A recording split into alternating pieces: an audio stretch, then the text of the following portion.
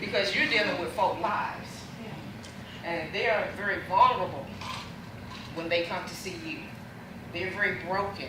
They're in despair. They're hopeless. And you have to be the one to fill them back up.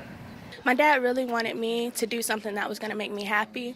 So when we were doing his planning and having someone to really care about us, that's really what made me want to do the funeral service again. Especially since I've gone through losing someone that I dearly loved. I want to help people. The program did start in this past August for the fall semester, and the program started with Mr. Cedric Hill. He sits on one of the advisory boards, and he had brought it to President Hoover that he felt that the community could use a funeral service program because there's only 2 other colleges that are here in the state of Georgia, but none that serve the communities here on the border of Alabama.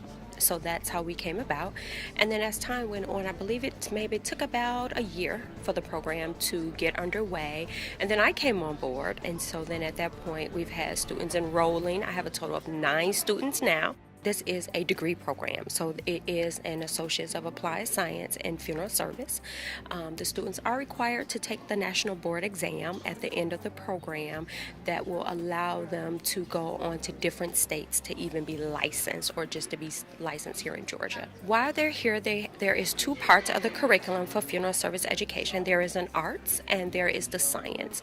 The art program covers funeral directing, mortuary law, grief and counseling. So those courses fall under the arts that prepare students to be funeral directors.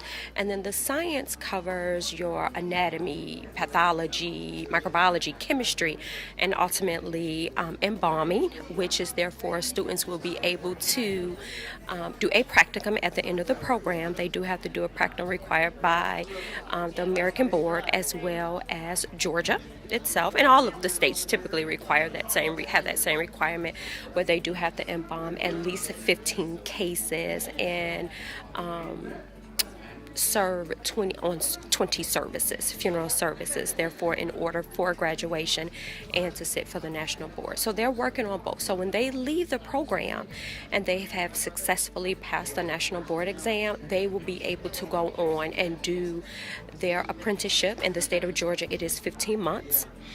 Each state is a little bit different on their turnaround time, but the state of Georgia has 15 months, and then they will be able to sit for their state exam to become actually licensed funeral directors and embalmers.